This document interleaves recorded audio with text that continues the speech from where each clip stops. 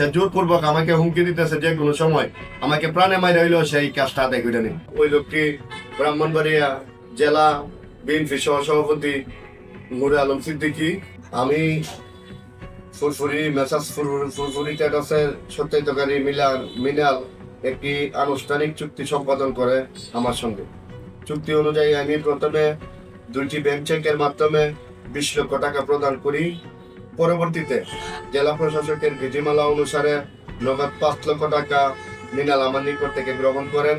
তিনি আমাকে জানান যে উক্ত টাকা প্রদান না করিলে জেলা প্রশাসক কাজটি বাতিল করে দিবেন। ফলে চুক্তি মোতাবেক আমি সর্বমোট 25 লক্ষ টাকা প্রদান করি। প্রথম ধাপে টাকা দেওয়ার পর তিনি আমাকে আশ্বস্ত করে যে 15 দিনের মধ্যে বালু উত্তোলনের কার্যক্রম শুরু করিতে পারিনি।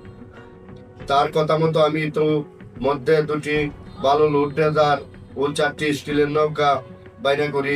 পরবর্তীতে তিনি আরো আশ্বাস দেন যে জেলা প্রশাসকের টাকার বিষয়ে সম্পন্ন না হলে 3 দিনের মধ্যে বালু উত্তোলনের শুরু করা সম্ভব হবে।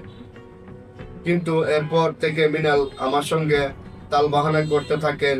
লোকমুখে জানতে পারি তিনি আমার সঙ্গে করা চুক্তি ভঙ্গ করে অনর্থ প্রভাবশালী বিএনপির নেতার সঙ্গে যোগ সাধসে চুক্তি করেছে।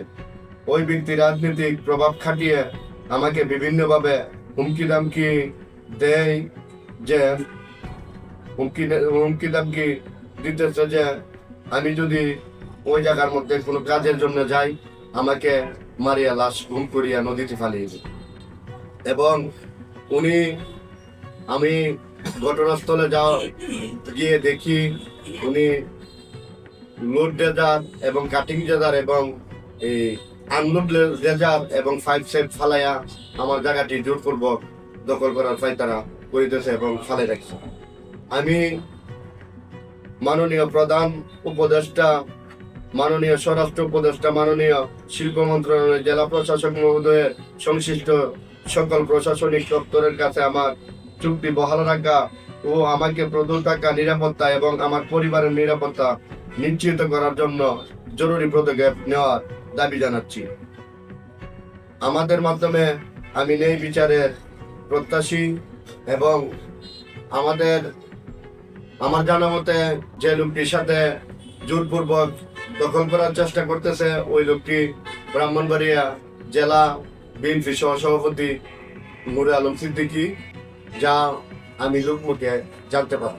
প্রতি সেফটি ভালো নদী থেকে তোলা হবে তাকে 60 পয়সা করে দেওয়া হবে। তার মাধ্যমে 20 লক্ষ টাকা 2টা চেকের মাধ্যমে দেওয়া হয়েছে। পরবর্তীতে জেলা প্রশাসকের কাছে সরকারি তহবিলে জমা দিলে কাজটা নাকি আমি পুনরায় পাবো, সেই জন্য 5 লক্ষ টাকা সে নিছে। তার 5 লক্ষ টাকা নেওয়ার পর সে বুঝিয়া পাইয়া এরপর জেলা প্রশাসকের দপ্তরে জমা দিতে এবং তার হোয়াটসঅ্যাপ আইডির মাধ্যমে আমাকে সেই রিসিপ্টগুলি দিচ্ছে। এই দেন রিসিপ্টগুলি একটা হইতে 3,81,068, আরেকটা হইছে আপনার 57,252, আরেকটা হইছে 3,57,000। এই মোট হয়েছে 3টা রিসিটের মাধ্যমে জেলা প্রশাসক বরাবর সে এই অনুমান 4,71,000 টাকার মতো জমা দিচ্ছে। আমি তার 5 লক্ষ টাকা দিই।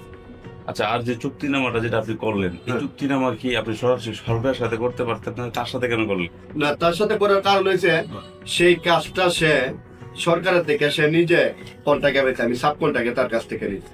কারণ আমি একটা কাজের জন্য তো অনেক লোকে আবেদন করতে পারে, নেক্সট একজনে তো একজনে পাওয়ার পর সে যদি কাজটা না করে তাহলে অন্য একজনের কাছে সাব কন্ট্রাক্টে বিক্রি করে দেয়।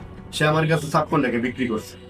ওই চুক্তিনামায় কি স্পষ্ট লেখা আছে কিনা যে সে করবে না? যে সে বলছে যে তার জরুরি কিছু কাজের কারণে সে ওই কাজটা করতে পারবে না, সেই জন্য আমাকে সে ওই কাজটা দায়িত্ব দিয়ে দিচ্ছে এবং আমাকে বুঝাই দিচ্ছে তাকে 60 পয়সা প্রতি সেফটি বালুতে দেওয়ার লাগি যে কাগজপত্র আছে আমি আপনাদেরকে অ্যাকসেপ্ট করে দিয়ে দিব। আপনারা দেখবেন সে আমার সাথে চরম দুর্নীতি করছে এবং চরম জালিয়াতি করছে। আমাকে কাজটা দেওয়ার পর সে ব্রাহ্মণবাড়িয়ার প্রভাবশালী এক নেতা, এই জাতীয়তাবাদী বিএনপির সহসাধারণ সম্পাদক নুর আলম সিদ্দিকীর এই কাজটি সে নাকি মৌখিকভাবে দিছে।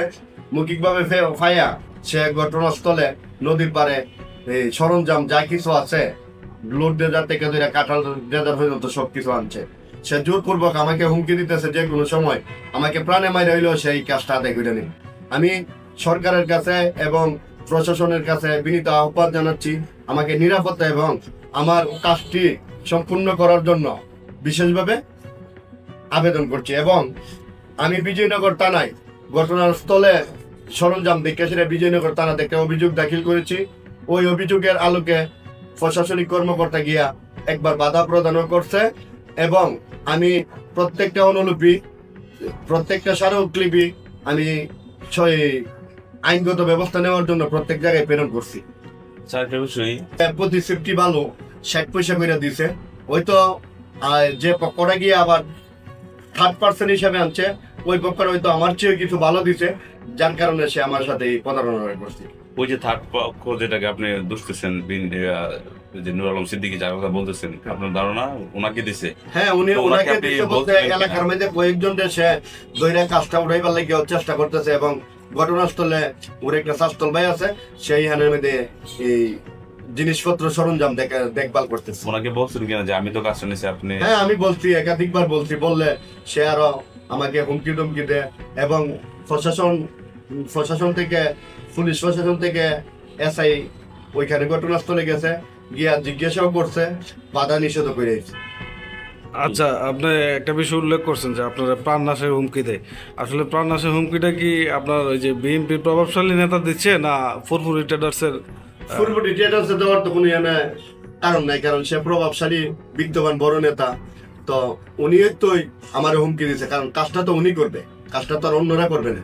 উনি যেহেতু কাজটা করবে, হুমকিটা উনিই দিতেছে লোকমুখে এবং আমাকে প্রকাশ্য দিছে।